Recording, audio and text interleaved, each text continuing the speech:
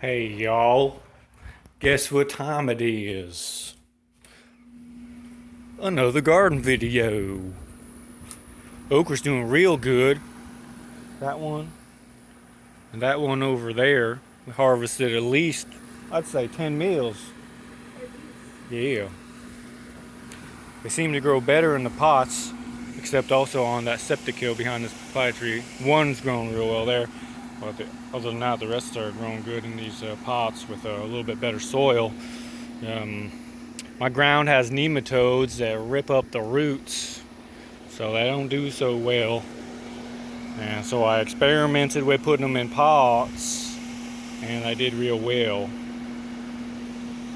Yeah. I'm gonna move that compost tumbler over there because when we put fruit in there, get lots of black soldier fly larvae, and that's real good for the chickens, except I gotta reach my hand down in there, and it's gross. So I don't want to be walking around the garden. There's some right there. That's what I tell you.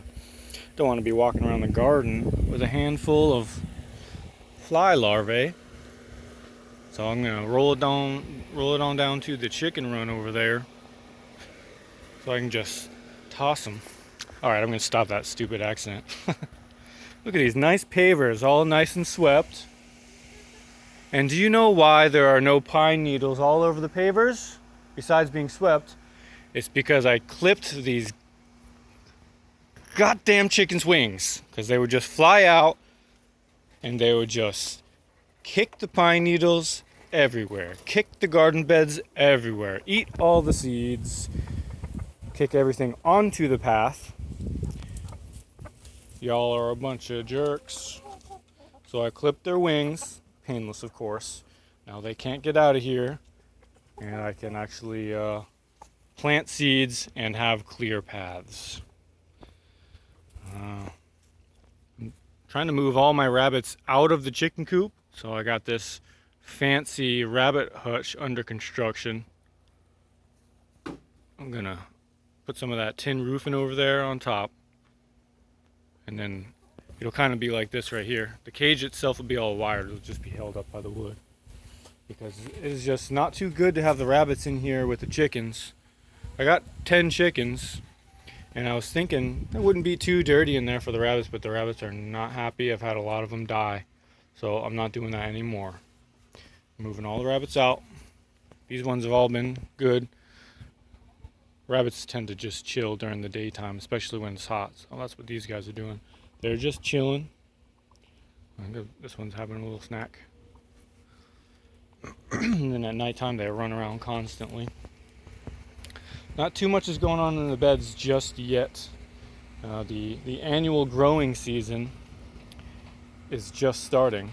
This is Ethiopian kale. It's a variety of mustard. Grows very easily. Highly recommend. Got a mango in the seedling pot over there. I am having some strange success with these peppers, jalapeno peppers, and eggplant.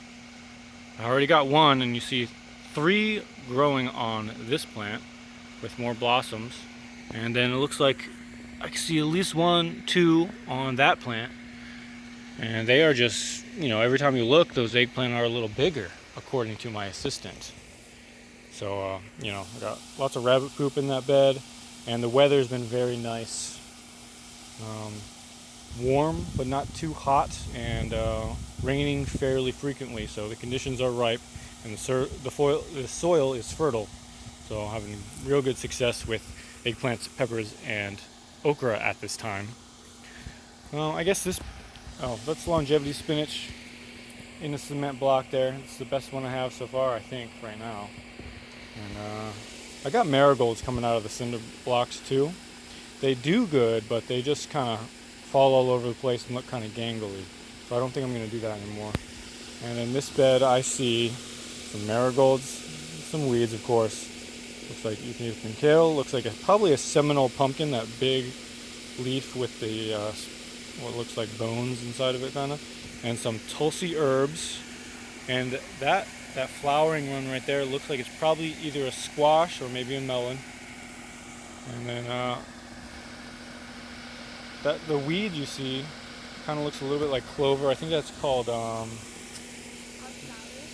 oxalis. Okay. Wood sorrel. Yeah, that tastes a little bit like apple, right? Something like that. Some kind of sweet, citrusy. A little tart. Okay. Yep. Also tart are these cranberry hibiscus. These actually are growing well in my cement blocks too, and they all have edible leaves that taste somewhat like a sour apple. Here's moringa. I lost some papayas because we had some heavy rains. A lot of them just fall over. And I decided to let this one just stay where it was after it fell over, and it looks like it's growing. And this is a Barbados cherry, also does very well in Florida. And my Mexican sunflower, aka Tithonia diversifolia, are starting to flower. Once they get tall enough, they start to flower at the top. Can't really enjoy it too much since you're just looking at the bottom of the flower, but this plant is excellent for chop and drop fertilization to add to your beds. Supposedly, pound for pound, it's worth about as much as adding chicken manure. And now we are looking at my sweet potato cage. I have wild rabbits that like to come eat the sweet potatoes down to the ground every single day. So I built a cage, and these sweet potatoes have taken off very well. I believe these are going to be Japanese red. Probably in a couple weeks or so, I'm going to harvest these. And of course, I'll be showing off whatever harvest I have, whether it be bountiful or pitiful. And we got a guava and banana doing okay, but all the tropical stuff is about to start slowing down. And I can see some nasturtiums coming up. They self-seeded from last year, and last year I had nasturtiums everywhere, fields of it, fields of nasturtiums, fields of radish greens and mustard greens, and I'm looking forward to it now, having me some spicy salads. I had some minor success growing loofah over here, but it just seems like every squash I grow, every melon I grow, the bugs just destroy it. And the main bug is not squash vine borer, it is pickleworm. My trench over here became a complete mess. My millet grew a lot, but the point was to get these little pearls. It's called pearl millet, but most of this is not. It's not pearls. It's just like kind of looks like dead flower. I still haven't educated myself much on how to grow pearl millet or millet. So maybe it's just the kind I got. It grew really well, but it didn't produce much millet. And I was trying to grow feed for the chickens, and you know, it didn't work very well. Not too much going on back here. I do have some yam vines growing up. Supposedly, I think these are, I can't remember if they're wild or not. I got some from Publix planted those, and those sprouted, and also some wild ones showed up in the back of the property. So I'm looking forward to those. If I leave them there for 2 years, that might be about 10 or 20 pounds. I got a mango back there doing okay. This tree, whatever it is okay. It may be a cashew? I don't remember. We got a little 3 bros right here. We got cassava on the right, katuk in the middle, and a mulberry on the left. A little bit of marigold on the bottom there. I plant my plants too close together typically, but I like it that way. They usually do fine.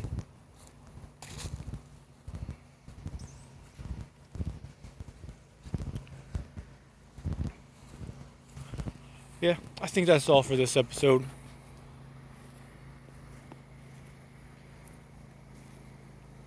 Oh, it's kind of interesting. Got this loquat bushing out right here.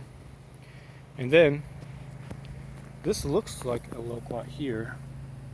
Actually, maybe that's not a loquat. Maybe that might be a mamey sapote.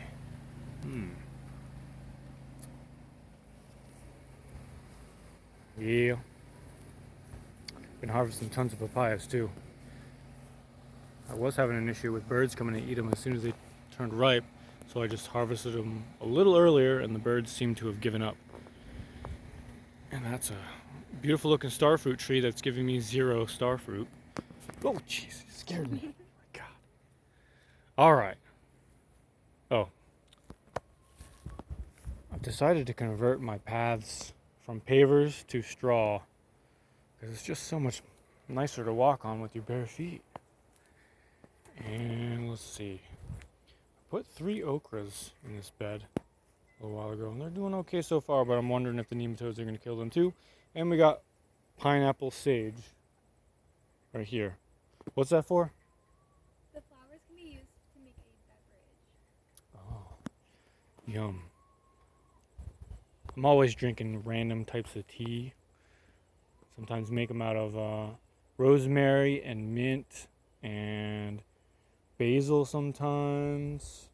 And I have saffron tea and ginger tea. I drink all kinds of teas. I got a little bit of Everglades tomato growing in a few places. Doing pretty good too. Over there, some down there, and a big flowering Tulsi, aka holy basil. And stick of moringa right there. And I guess I'll mention that this ground cover you see here is a type of mimosa called sunshine mimosa, aka Mimosa strigilosa. I think I said that right.